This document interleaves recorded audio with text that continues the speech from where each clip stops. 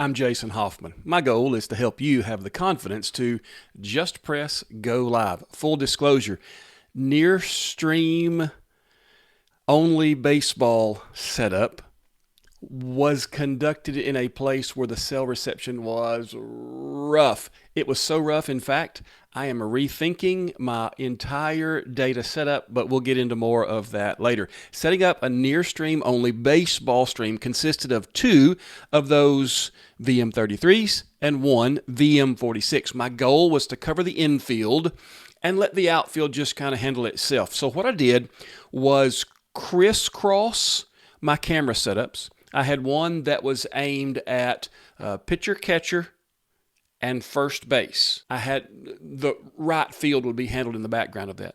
I had another that was focused in on the hot side of the infield, shortstop and third. Left field would be in the background there. And then I had one zoomed in shot that was up the middle, so I had the pitcher, second base, and center field out behind that one. And my main goal in doing this was to run all of it via the NearStream app. I wanted to be able to see how the entire ecosystem works together. Went to a place in East Texas where I live that is known for having difficult cell reception, and sure enough, the stream struggled. We'll get into that in just a little bit. Now, each of these cameras was mounted via a magnet mount peeking through a chain link fence, and it actually turned out to be really good coverage. I caught a lot of really nice plays, both on the infield and some in the outfield. I was really kind of pleased with what I received in the actual footage of the game. The stream, on the other hand, man, that was tough. I also want to say getting the camera shots dialed in was more difficult than what I wanted it to be. There's no adjustment on these NearStream cameras between 1 times zoom and 2 times zoom. You don't get a 1.1, 1.2. You don't get a 1.5 and 2.0. You just get a 1 and a 2.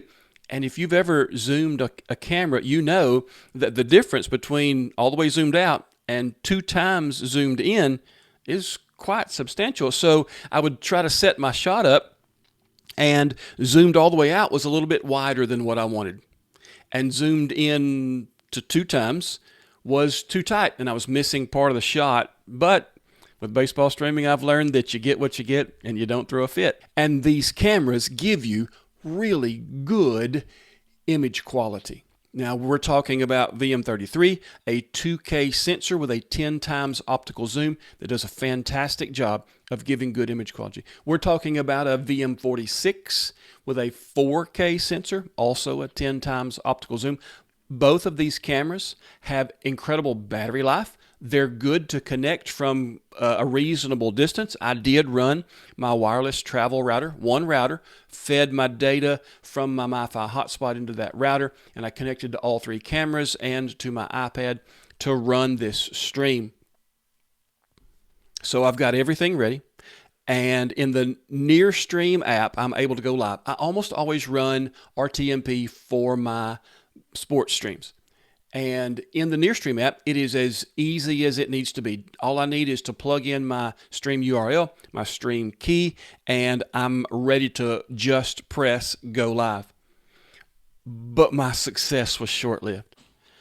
After just a few seconds of reporting 3.5 to 6 megabits per second upload speed, it dropped to 0. And here's where we see the difference in how apps operate. It was quick to drop this stream, and I suppose each app developer has to decide when it sees a struggle for upload speed, whether it's going to try to hang on to it. Maybe the end stream suffers a little bit. Maybe there's some buffering. Maybe there's some glitching on the end user experience.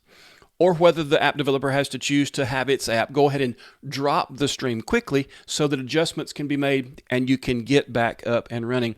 And NearStream chose the latter. They chose to go ahead and have it drop very quickly so that adjustments could be made. I get that, but it made for an incredibly frustrating experience as I'm trying to follow the action on the field and I'm getting these notices, your stream was dropped. Well, with RTMP streams, you have a couple of minutes to get it back up and running before YouTube stops the stream, and you can just keep it going. Your end user never really has to do anything special. If it drops the stream, they'll have to get out of that stream, click on a new one that that you send up after you restart the stream. But if you can do it in that couple minute window, they never see anything other than just a short interruption to what they're watching. So NearStream quickly dropped the stream after it noticed that there was an upload speed suffering. And what it leaves the streamer with is this moment of panic where you get this notice, your stream has been dropped. You have to tap the screen to say, okay. You have to tap the screen again to restart the stream and tell it that you want to go live through RTMP. And while you're doing that, action is usually happening on the field. That seldom ever happens in between innings, right? So you're trying to struggle to do that and keep your recording, because I am doing a backup recording knowing that I had suspect cell coverage there. And so, again, just a frustrating experience when I'm trying to go live in sketchy cell coverage with the NearStream app.